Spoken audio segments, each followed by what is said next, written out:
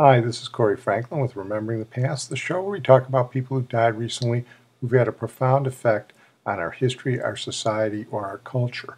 Tonight we're going to start out with Julie Harris, who died recently at the age of 87, and she was one of America's great theater actresses. Since her greatest performances were on the stage, we don't have a lot of sound clips of her, and I feel bad about that. She won 5 Tonys and a 6th Lifetime Tony. Here's Alan King presenting her with one of her Tony Awards. And the winner is Julie Harris. But it was a beautiful experience being in this play.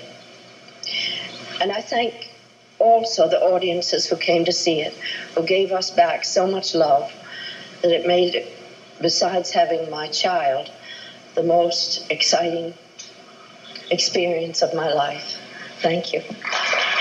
Yeah, she was a real professional. She came out of Grosse Pointe, Michigan. Her parents were well off. She was quite headstrong. She defied her parents on her career choices. She went to theater school, went to Yale. She specialized in historical dramas. I saw her in the mid-70s in what was probably her greatest role in the Belle of Amherst, where she played Emily Dickinson. She also played Mary Todd Lincoln and a number of other characters. She was nice looking, but she didn't have movie star good looks, and I think that's what accounted for the fact she didn't get more movie roles. She did have several great movie roles. Her first was as Frankie in Carson McCullers' The Member of a Wedding, and then she went on to play opposite Lawrence Harvey in I Am a Camera. She was the original Sally Bowles 20 years before Liza Minnelli redid it in Cabaret. She obviously didn't have Liza Minnelli's musical gifts, but she was a better actress. People like Sally Bowles. Why do you paint your fingernails green, for example? Or to attract men. Oh, well, I never say no to a drink. But the next one's on me. Oh, no, we couldn't think of it. Well, unless you insist. Any mess you get into, you try and get out of by using your extremely inadequate sex appeal. My sex appeal inadequate. It's adequate. Inadequate. Adequate. She had a couple of other great movie roles that I really liked. She was great opposite Anthony Quinn as a social worker in Requiem for a Heavyweight and opposite Paul Newman in Harper. Those were in the 60s before she went on to make her greatest impact back in the theater in the 70s, and she also was good on television.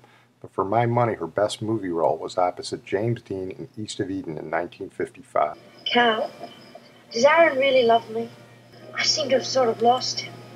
I mean, we're going to be married someday, but, well, if he does love me, he doesn't... I can't tell anymore. Cal, can I ask you something? Yeah, go ahead. Well, these girls that you always go around with, you know, remember there was that little Mexican girl once? What are girls like that like? I mean, you don't really love them, do you? Well, then why do you go out with them? Is it because you're bad? You're not angry, are you? Well, why do you then? Are you bad, Cal? Do you think I'm bad? Everybody realized at that point what a great professional she was, especially the way she worked with James Dean. Here is what Elia Kazan wrote of Julie Harris in his autobiography of life. I doubt that Jimmy would have ever gotten through East of Eden except for an angel on our set. Her name was Julie Harris, and she was goodness itself with Dean, kind and patient and everlastingly sympathetic.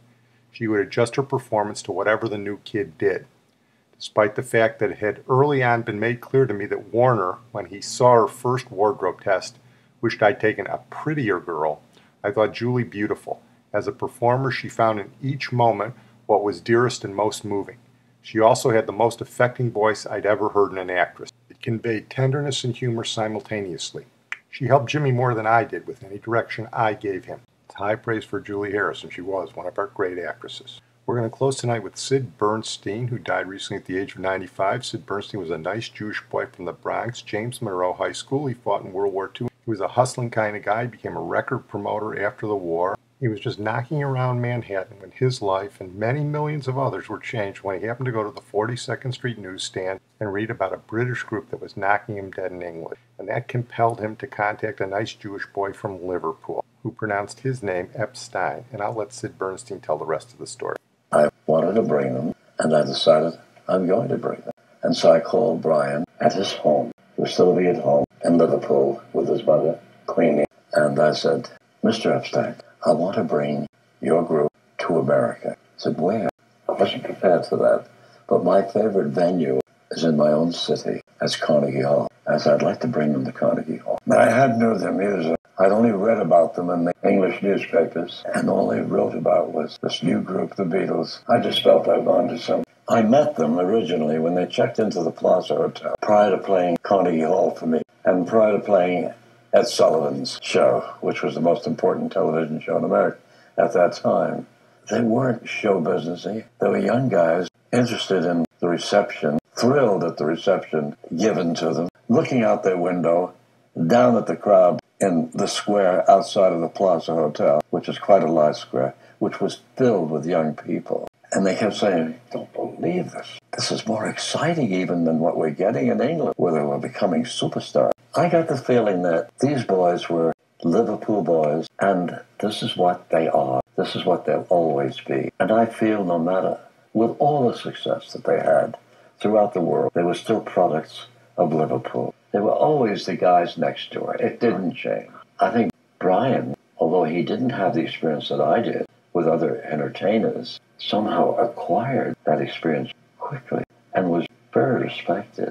I heard criticism of Brian when I visited London, but I think it came out of jealousy. That's what I attributed to. I found him flawless. I found him decent. I found him honest. I never made a contract with Brian. It's all done on the phone. These things don't happen easily in our business. Usually need lawyers and more lawyers on your side and on their side.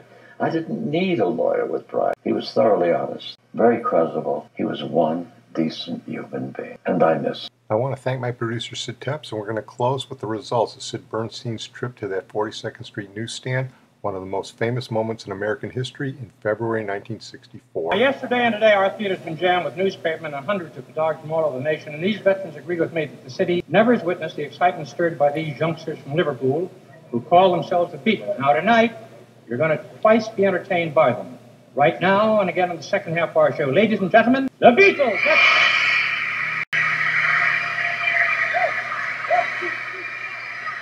Close your eyes and I'll kiss you. Tomorrow I'll miss you. Remember, I'll always do.